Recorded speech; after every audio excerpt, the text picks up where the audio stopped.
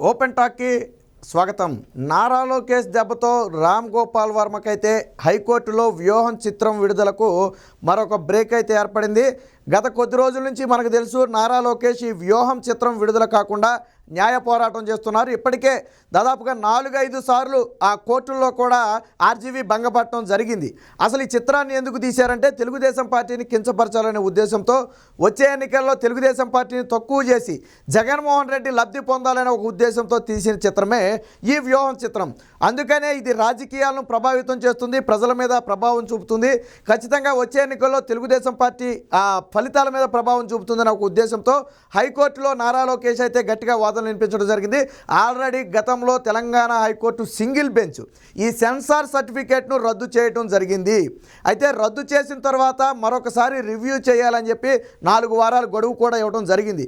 కానీ ఈ సమయంలో ఎట్టి పరిస్థితుల్లో సినిమాని విడుదల చేయాలనే ఉద్దేశంతో డివిజన్ బెంచ్కి అయితే ఆర్జీవీ వెళ్ళడం జరిగింది. బట్ డివిజన్ బెంచ్లో కూడా రామ్ గోపాల్ వర్మకు ఎదురు దెబ్బే తగిలింది తప్ప ఎటువంటి ఊరట లభించలేదు.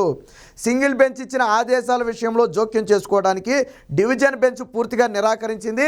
ఈ చిత్రంలో పూర్తి వివరాలు తెలుసుకోకుండా రివ్యూ కమిటీ నివేదిక రాకుండా విడుదలకు మేము ఆదేశాలు జారీ చేయలేము.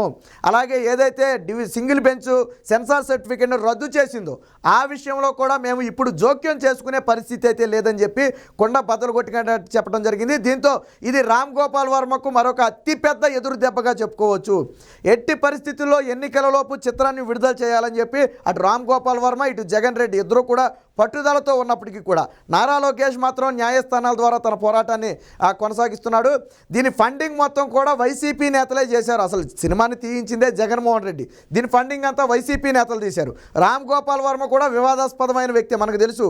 సోషల్ మీడియాలో ప్రతిసారి కూడా సోషల్ మీడియాలో లోకేష్ మీద, చంద్రబాబు మీద, పవన్ కళ్యాణ్ మీద కామెంట్స్ చేస్తూ ఏదో ఒక విషయంలో ప్రజల్లో నలుగుతూనే ఉంటాడు. పైగా ఆయన తీసే సినిమాలన్నీ కూడా బూత్ సినిమాలు, సభ్య సమాజం మీద చెడు ప్రభావాన్ని చూపే సినిమాలు.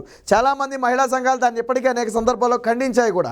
అయినప్పటికీ కూడా రామ్ గోపాల్ వర్మ తన పద్ధతి అయితే మార్చుకోలేదు.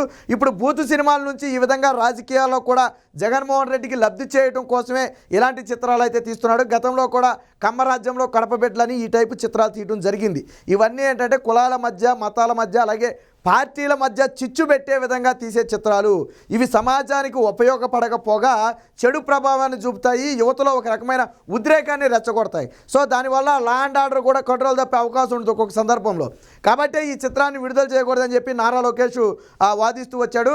కేవలం కల్పిత కథలతో, అందులో ఎటువంటి వాస్తవం కూడా లేదు. సాధారణంగా జీవిత కథలు కానీ లేదా ఏదైనా ఒక ఆధారాన్ని బేస్ చేసుకుని సినిమా తీయాలి. కనుక రామ్ గోపాల్ వర్మ కేవలం కల్పితాలతో తెలుగుదేశం పార్టీని, లోకేష్ని, చంద్రబాబుని, అలాగే పవన్ కళ్యాణ్ని వీరిని కించపరచడం కోసమే తీసిన సినిమా ఈ వ్యూహం సినిమా. ఆల్రెడీ గతంలో సింగిల్ బెంచ్ సెన్సార్ సర్టిఫికేట్ రద్దు చేసింది. అయినప్పటికీ కూడా బుద్ధి రాలేదు. దానికి సంబంధించి 4 వారాలు గడువు ఇచ్చింది. ఇంకా గడువు పూర్తి కూడా కాలేదు.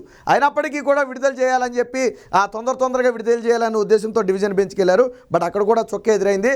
కాకపోతే 9వ తారీఖు లోపు ఈ రివ్యూ కమిటీ నివేదికను ఇవ్వాలని చెప్పి చెప్పడం జరిగింది. గతంలో ఏదైతే సింగిల్ బెంచ్ సెన్సార్ సర్టిఫికేట్ రద్దు చేసి 4 వారాల సమయంలో సినిమాని మరొకసారి పూర్తిగా పరిశీలించి సెన్సార్ బోర్డు అలాగే సర్టిఫికేట్ ఇచ్చే వాళ్ళందరూ కూడా పూర్తిగా పరిశీలించి నివేదికను కోర్టుకు సమర్పిస్తే తదుపరి నిర్ణయం కోర్టు తీసుకుంటుందని చెప్పి గతంలో కూడా చెప్పడం జరిగింది.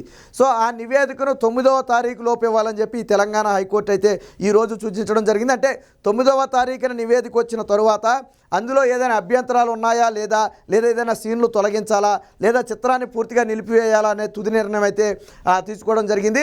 ఇప్పటికిప్పుడైతే చిత్రం విడుదలైతే ఎట్టి పరిస్థితుల్లో సాధ్యపడే అవకాశం అయితే లేదు. అయితే ఎన్నికలలోపే ఈ చిత్రాన్ని విడుదల చేసి ప్రజల్లో విద్వేషాలు రెచ్చగొట్టాలనే జగన్మోహన్ రెడ్డి కుట్ర, అలాగే రామ్ గోపాల్ వర్మ కుట్ర కూడా ఈరోజు పటాపంచలైందని చెప్పొచ్చు.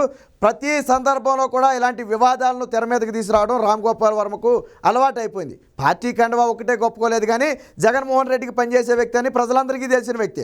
ముఖ్యంగా పవన్ కళ్యాణ్ మీద కూడా చాలా తీవ్ర స్థాయిలో సోషల్ మీడియాలో విమర్శలు చేస్తూ ఉంటాడు.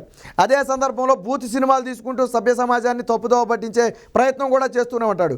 సో ఇలాంటి వ్యక్తిని జగన్మోహన్ రెడ్డి పక్కన పెట్టుకుని సినిమాలు తీస్తున్నాడు అంటే జగన్మోహన్ రెడ్డి ఏ స్థాయికి దిగజారిపోయాడో మనం అర్థం చేసుకోవచ్చు. ఈ వ్యూహం సినిమాకు ప్రతి రూపాయి కూడా వైసీపీ నేతలే ఇచ్చారు, వాళ్లే ఖర్చు పెట్టారు, జగన్మోహన్ రెడ్డి వెనకుండి ఫండింగ్ చేయించాడు అనేది తెలుగుదేశం పార్టీ ప్రధాన ఆరోపణ. ఏది ఏమైనా నారా లోకేష్ లీగల్ పోరాటం మాత్రం రామ్ గోపాల్ వర్మకు జగన్మోహన్ రెడ్డికి మింగుడు పడని అంశంగా మారింది. దాదాపుగా గత 2 నెలల నుంచి కూడా ఈ చిత్రాన్ని విడుదల చేయాలని తీవ్ర ప్రయత్నం చేసినప్పటికీ కూడా ఏ కోవలో కూడా విడుదలకు సాధ్యపడే అవకాశం కనపట్లేదు. మళ్ళీ కోర్టుగానే మరొకసారి వాయిదా వేస్తే ఖచ్చితంగా ఎన్నికల్లోపు అయితే సాధ్యపడే అవకాశం లేదు. వాళ్ళ భయం కూడా అదే.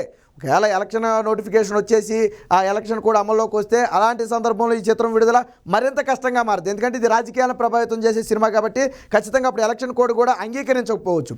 ఆ ఉద్దేశంతోనే ఎలాగైనా సరే దీన్ని విడుదల చేయాలని చెప్పి సింగిల్ బెంచ్ కాదని డివిజన్ బెంచ్ కాదని ఇంకా పై బెంచ్ ఇలాగా ఏదో చోటుకి వెళ్ళే ప్రయత్నం చేస్తున్నారు. బట్ న్యాయం అనేది తెలుగుదేశం పార్టీ నారా లోకేష్ వైపు ఉంది కాబట్టి న్యాయస్థానాలు కూడా ఈ చిత్రాన్ని అడ్డుకుంటున్నాయి.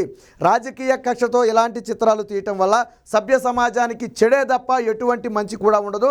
అది కూడా అబద్ధాలను ప్రచారం చేస్తూ తీస్తే అది కొన్ని తరాలు జనరేషన్స్ పాటు వారి మీద పడే ప్రభావం ఉంది. కాబట్టి ఎప్పటికైనా సరే రామ్ గోపాల్ వర్మ ఇలాంటి వాటిని పూర్తిగా మానుకునే ప్రయత్నం చేయాలి.